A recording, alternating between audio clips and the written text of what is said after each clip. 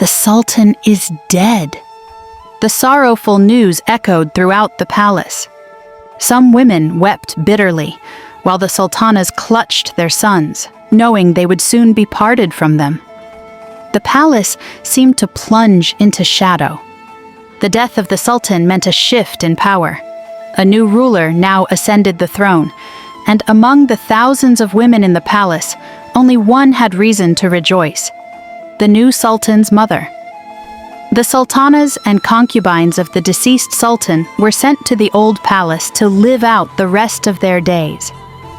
The old palace had been completed in the year 1458, though originally intended as the primary residence of the sultan, starting with Mehmed the Conqueror. It became the domain of the harem women. Upon ascending the throne, a new Ottoman sultan was required to form his own harem. Inheriting his father's harem was strictly forbidden and considered incestuous according to the Quran. Do not marry women your fathers married. Some of the former concubines of the sultan were freed from slavery and married off to officials, even if they had daughters or deceased sons by the late ruler. Unmarried daughters of the deceased sultan and former valide sultans, who were usually the new sultan's grandmothers, were also sent to the old palace. The old palace had once served as the primary royal residence. Thus, its conditions were not dreadful. An Italian pilgrim wrote that it resembled a paradise on earth, where women's every whim was fulfilled.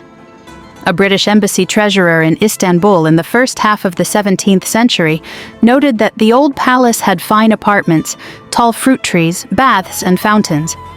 Young princes and pregnant concubines of the sultan were not so fortunate. Mehmed III ordered the execution of 7, some sources claim 12, pregnant concubines of his father to ensure uncontested succession. Before that, his 19 brothers had already been strangled. This Ottoman practice of fratricide eventually gave way to a kind of male version of the harem, the kafes, or gilded cage. There, instead of being killed, the sultan's brothers were confined in a separate wing of the palace, isolated from politics and the world. The cafes was not merely a prison of stone, but a prison of time and silence.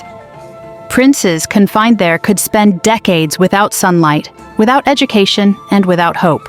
They lived under constant surveillance, their every movement monitored, their words reported. They were often denied visitors, books, and even the knowledge of what was happening beyond the latticework of their chambers. Originally intended as a more humane alternative to execution, the cafes slowly revealed its own cruelty. Some princes lost their sanity within those walls. Others, when finally called to the throne, emerged as fragile shadows of themselves, emotionally stunted, paranoid, and politically unprepared. And yet, the empire persisted. Generation after generation, princes were born into power, but raised in solitude.